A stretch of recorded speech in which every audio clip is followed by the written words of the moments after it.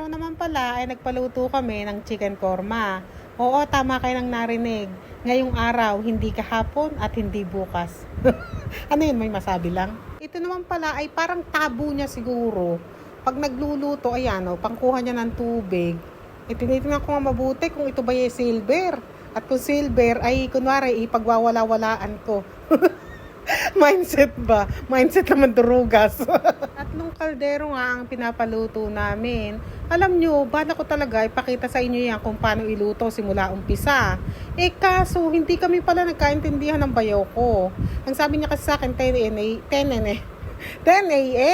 Akala ko naman 10 a.m. sisimulan magluto. Nung pala, ang ibig niya sabihin 10 a.m. ready na. Kumbaga luto na. Kaya nang magising ako na alas 9, ay ayan na, nagluluto na pala sila. Nakita ko, may miss call sa bayaw ko. At nagluluto na nga daw. Ay nako, sabi ko. Hindi ko tuloy nakita. Ayan o, ayan yung iluluto. Ito, nandyan na lahat na spices. Hindi yun na iginisa yan. Kumbaga, inilagay lang lahat ng spices. Pero alam nyo, kahit na hindi ginigisa yan na ganyan, ay walang halong biro, promise. Walang halong chemical. Ay hindi siya malansa. Lalo na nung natikman ko, ay kay sarap. Ganitong luto ng chicken talaga ang gusto ko. Ganito kasi niluluto sa mga kasalan eh. Gustong gusto ko yan eh. Chicken korma nga ang tawag dyan. O ganyan, hinahalo-halo niya na. Muhammad! Ay, pogi-pogi! Muhammad! Hiya-hiya, nagtatakbo yan eh. Sinasabihan lang na nanay na huwag mahiya. Kaya bumalik. Ano? Bablu! Ang pangalan nito, Bablu. Ay, nanunumog yata si Bablu. Babalu, ay, hindi. Ito pala. Nakakait. Babalu!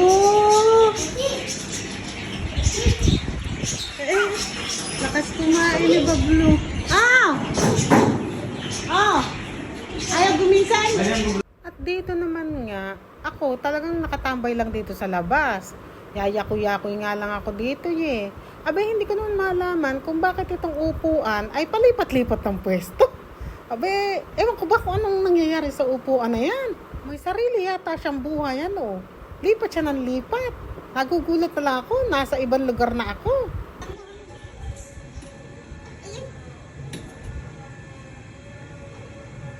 Mama, ito may-ari. May-ari! Halika na, bilis! Bilis na!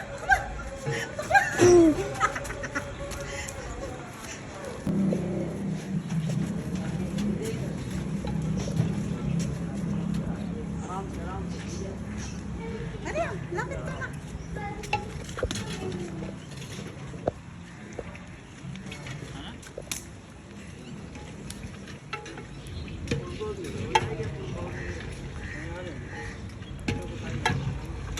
Halika, pakita mo yun. Halika, pakita mo. ये दिखाओ मैं बनाऊं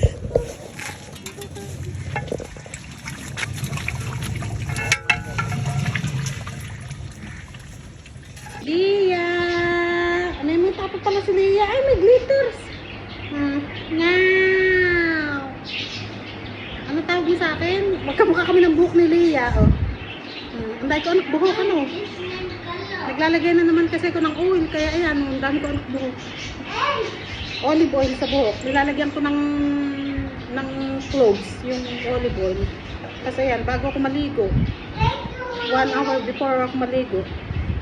O kaya, sa gabi, nakalagay ako, tapos kinabukasan maliligo. Ayan. Nakaluto na pala. Itong dalawa ay luto na. Bale, ang nakasalang na lang ngayon ay yung isa kanina na pinakita ko sa inyo. Ayan, ganyan ang itsura niya pagkaluto na.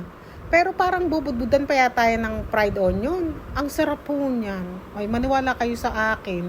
Mukha lang hindi totoo ang sinasabi ko, pero ang sarap niyan. Nung matikman ko yan, ay humingi kasi ako ilang piraso ulit kinuha ko. Hindi naman ilang piraso, kumbaga, kung sa mahinang kumain ay marami na yun. Sa katulad kong timawa, ang timawa talaga. Ay, sakto lang yun. Ay, ang sarap. Nabitin ako. At baka mapansin nyo pala, madam, ba't ginagamit yung sandok sa pag-ano ng apoy? Iba pala yung sandok na yan. Kaya pala dalawa yung sandok nilang dala.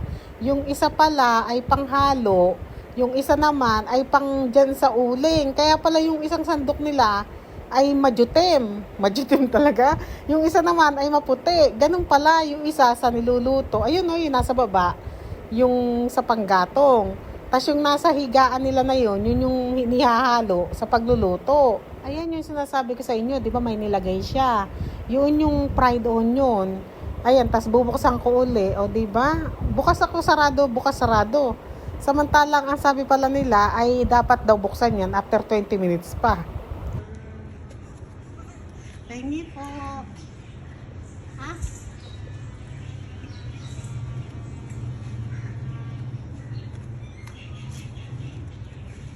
Ay, nakakuha ako. Isang piraso. Thank po, ah. Dapat bubulong. Tikpan natin yung ubas ng kapitbahay.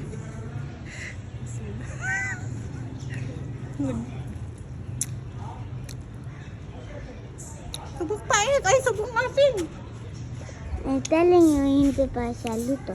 Hindi pa luto. Opo. Hindi pa hinog. Makakain sa may kapitbahay. Ba't nagtanim sila maasim? Ano na? Dapat magtatanim sila matamis. Ano na? Ano? Ano? Tama ba ako mali? Ha? Tama.